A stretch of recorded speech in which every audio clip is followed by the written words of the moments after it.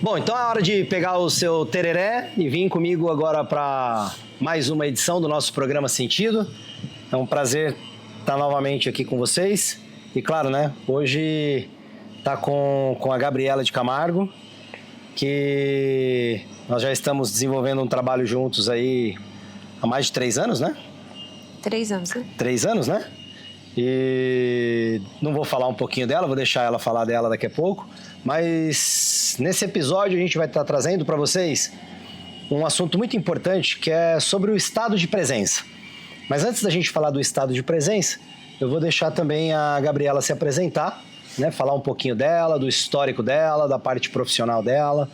E aí, na sequência, a gente vai trazendo para vocês aí todo esse formato que nós estamos incluindo, né, no programa Sentido, que é assim, falar sobre saúde humana, falar sobre natureza e falar sobre espiritualidade. Então, hora do tereré agora e hora de ouvir um pouquinho a Gabriela.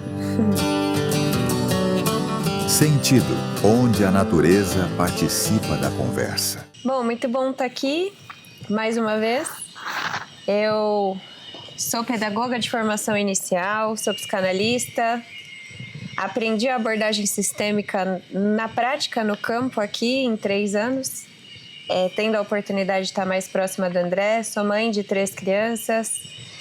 E acredito que viver uma vida conectada à natureza, aprendendo a se olhar e a olhar o outro, é a parte mais importante e o que a gente mais deixa de sentido na vida. Então é muito bom estar aqui e bora lá, vamos falar. Legal. Bom, a Gabi também, ela é uma psicanalista, né, além de pedagoga também, e hoje ela faz as atuações tanto numa frente de trabalho com mulheres, quanto também com crianças. E é bem incrível o trabalho que ela desenvolve, de toda essa estrutura que ela trouxe, né, durante esse período de tempo, utilizando a formação dela, mas além da formação dela, a nossa transformação como ser humano também abastece outros seres humanos, né? Sim. Então, quão incrível é a gente observar isso. Eu lembro até hoje, né, da primeira vez que a Gabriela esteve presente aqui, foi para fazer um atendimento, né, junto com os cavalos, e foi de uma recém-chegada ao Brasil novamente, depois de um período que ela passou em Barcelona. Tendo em vista que a gente vai falar, né, de um estado de presença, eu gostaria que a Gabriela trouxesse um pouco como que era a vida da Gabriela antes dessa conexão com o campo, com a natureza, né? Não somente estudando a espiritualidade, mas hoje vivendo os processos da espiritualidade. Então, como é que era essa vida de agitação no meio da cidade, né? Ela fala muito sobre caos também, então é coisa bem importante. O que você pode falar pra gente sobre isso, Gá?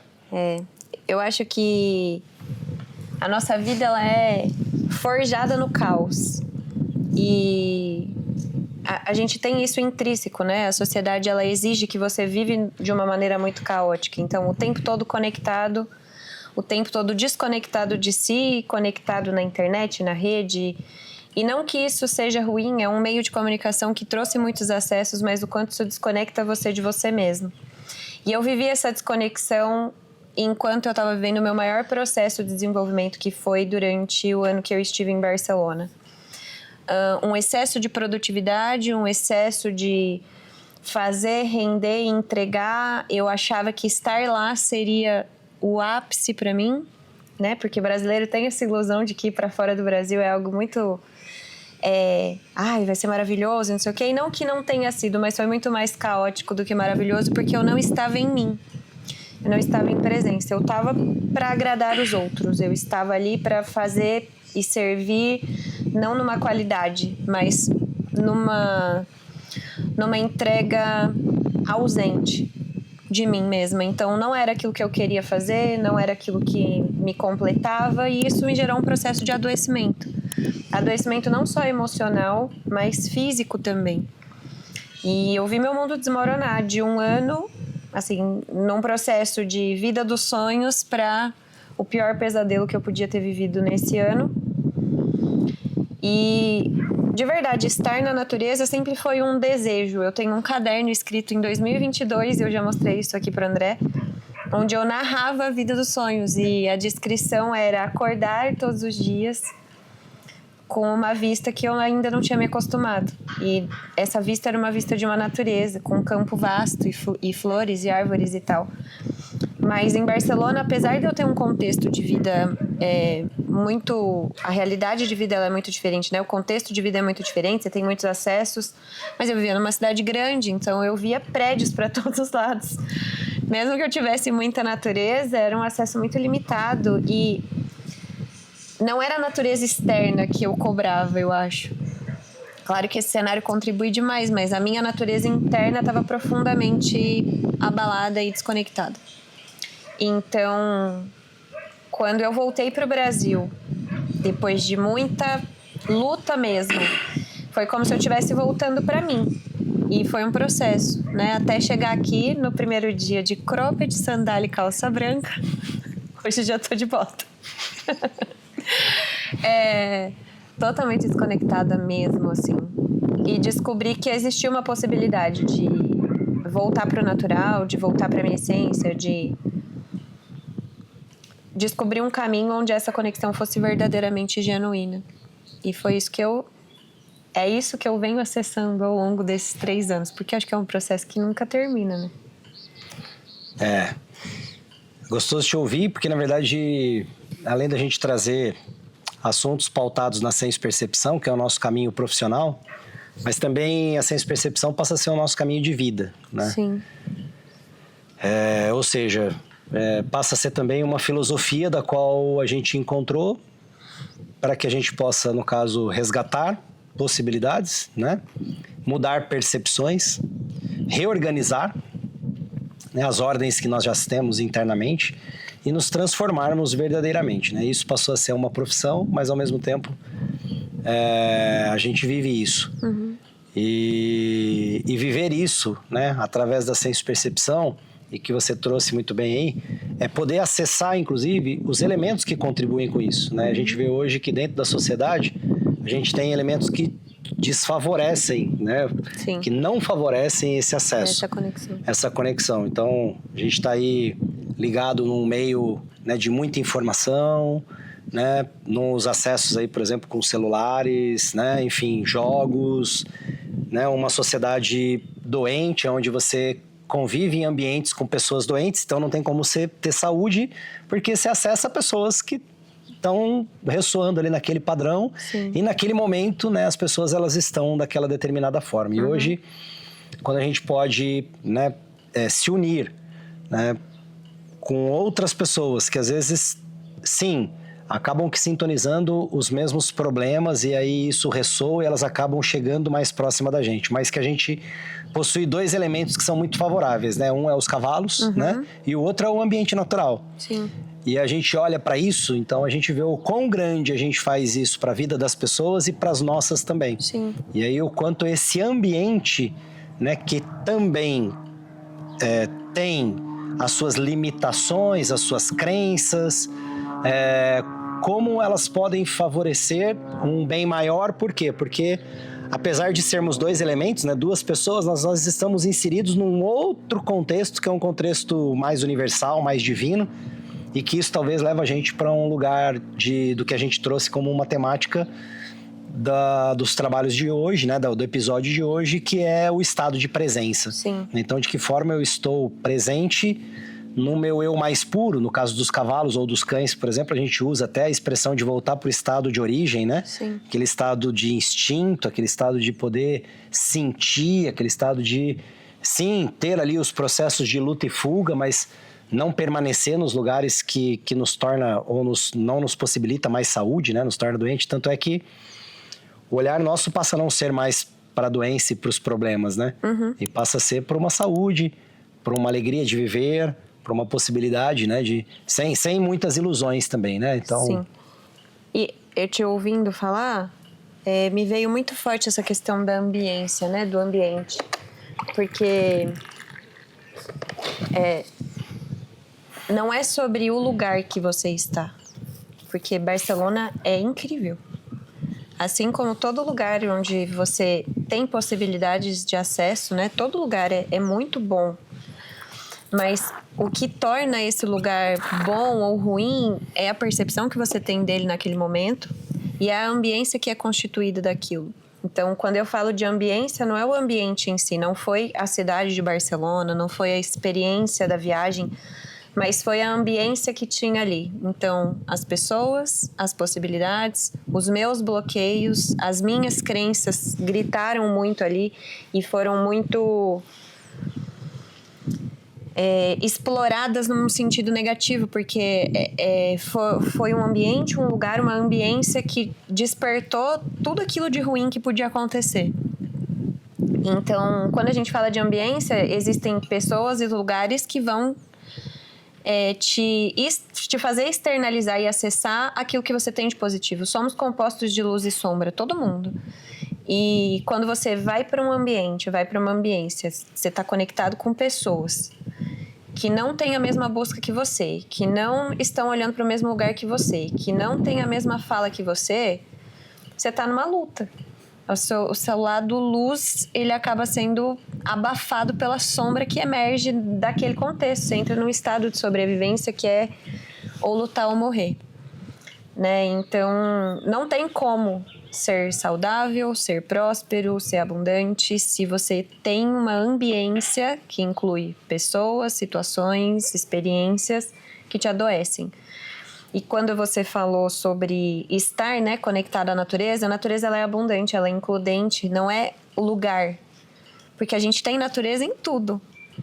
Pode ser num grande centro, pode ser numa grande cidade, por mais que eu estivesse ali cercada de prédios, existia um céu sobre minha cabeça, existia uma terra, existia uma árvore, existia uma planta, existia uma possibilidade. Mas a ambiência não era favorável. Então, o quanto essa ambiência, o quanto esse alinhamento de, poxa, se eu tô numa vibração de dor, muito provavelmente eu vou ressoar com pessoas de dor. E isso vai se conectar e a minha sombra vai ser maior do que isso. Porque vai existir esse colapso, né, de energia ali vibrando. Mas quando você caminha para um lugar onde as pessoas que você se relaciona, por mais que não estejam 100% iluminadas, vamos usar isso, já que eu trouxe luz e sombra, elas estão num caminho de buscar isso e não do ir contra isso, ir contra essa evolução, ir contra essa expansão, ir contra essa prosperidade, você caminha junto. Então a natureza, ela amplia tudo isso. Os cavalos, eles nos mostram isso, né? Que ele vai ampliar aquilo que tem dentro de você. Então, se eu tivesse numa ambiência onde, como já aconteceu na minha infância, onde os cavalos, eles não eram vistos como essa potência que são, onde a natureza não era reconhecida como... Você pode ter um fator de trauma, na verdade, do que uma expansão, né? Por maus tratos, por, enfim, incongruências que acontecem no meio também. Sim. Né? Faz muito sentido, assim como o programa Sentido, né? Tudo isso que você está trazendo, porque nos cavalos a gente olha para essa direção, né? Que é, ao invés de ir de encontro, né? Nós irmos ao encontro. E aí, irmos ao encontro é isso que você trouxe, né? É caminhar na mesma direção, estar nas mesmas altitudes, estarmos às vezes na mesma velocidade, ou por mais que nós não estejamos na mesma velocidade, mas que nós estejamos na mesma direção, pelo menos. Sim, uma hora chega. Que em alguns momentos a gente pode ir a 10 por hora, em outros momentos a gente pode ir a 100 por hora, mas a gente está caminhando na mesma direção. Exato. É muito diferente o oposto, né? O inverso, que é o que nos adoece. Porque é quando a gente olha para esse lugar de ambiência, e essa ambiência recheada ali, por exemplo, de elementos ou de pessoas, e que tudo isso vai de encontro, né? Aquilo que eu verdadeiramente quero acessar, o que está dentro de mim. Então, é isso que acaba aqui nos adoecendo, né? Porque os pesos, eles são proporcionais. Sim. Agora, o mesmo peso que eu carrego, que pode me fortalecer, que pode me dar mais resistência, é o peso que em excesso pode me limitar, pode me machucar, pode me deixar doente. Exato. E quando a gente fala desse estado de presença, a gente imagina num contexto até que eu acho que os gurus que falam muito sobre isso, sobre esse estado de presença, sobre consciência plena, é muito extremo, né? Ou você é totalmente frenético ou você é reg-lose total. Não existe um equilíbrio disso.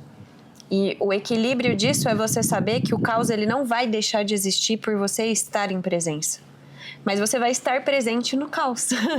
Você vai estar presente num problema, você vai estar presente numa situação difícil, você vai estar presente numa falta financeira, você vai estar... E é esse seu estado de presença na situação atual que vai te tirar dela. Que vai te tirar dele, né? Do problema, do que é desagradável, porque o universo é includente, a natureza é abundante e ela diz sim para tudo.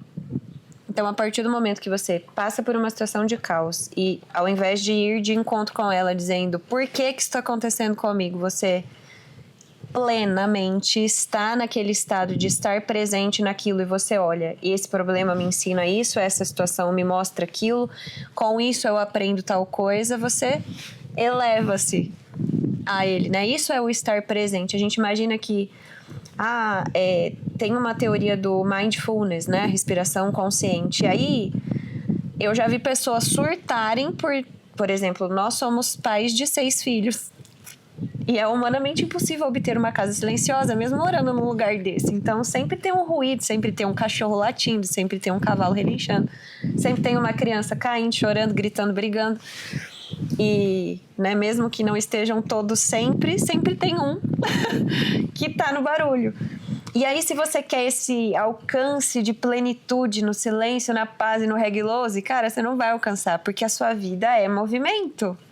A sua vida é ruído, é trabalho, é problema, é coisa que você tem que resolver, demanda que você tem que alcançar. E como é que eu me mantenho em presença num ambiente que é maravilhoso, é lindo, é abundante, mas é vida, é movimento, é real, é problema, é situação para resolver, são desafios, são alegrias.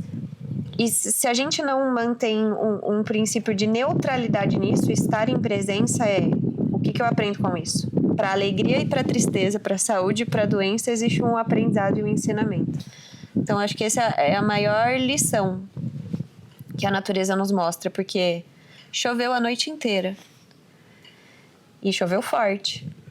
E a natureza continua. Plena, sendo ela, fazendo o que ela tem que fazer, sem se preocupar se vai fazer um solzão de rachar daqui a pouco. E essa é a maior lição, assim. Que faz todo sentido. É sobre isso mesmo. E a partir disso, inclusive, a gente passa a se apaixonar também pelas dificuldades, pelos pesos, pelas dores. Por quê? Porque a gente sabe que isso abastece o nosso estado de presença e a nossa vida para algo maior. Né? Que, inclusive, quando a gente alcança e quando a gente acessa isso, que não é constante, são períodos de acessos disso, e são percepções que você tem desse algo melhor, você passa a valorizar isso quando acontece, né? Eu fui militar durante 7 anos da minha vida, e no universo militar a gente tem uma expressão comumente usada, né? Que normalmente as pessoas ficam recitando ali por várias vezes, que é assim: não há mal que não se acabe, nem bem que dure para sempre. Então, é trazer isso para um contexto de vida, né? Não só como um ditado, mas verdadeiramente, não há mal que não se acabe e nem bem que dure para sempre. Exatamente. Bom, tendo em vista que, como a própria Gabi diz, né, que o caos convida à ordem, então a gente vai deixar, além dessa frase para vocês aí, uma lição de casa, que durante essa semana você vai conseguir observar, né, alguma questão, algum problema, alguma dificuldade que você vem passando, mas que essa dificuldade vai te elevar para um outro nível de percepção. Ou seja, com esse problema, com essa dificuldade que você está tendo, você precisa se observar e ver para onde isso te faz desenvolver e crescer. E depois, inclusive, você deixa pra gente aí dessa lição nos comentários pra gente ir conhecendo um pouquinho mais de vocês e, claro, também preparando os nossos próximos episódios. E já fica aqui o convite pro nosso próximo. A gente tá falando com vocês aí sobre a arte do silenciar. Sentido, onde a natureza participa da conversa.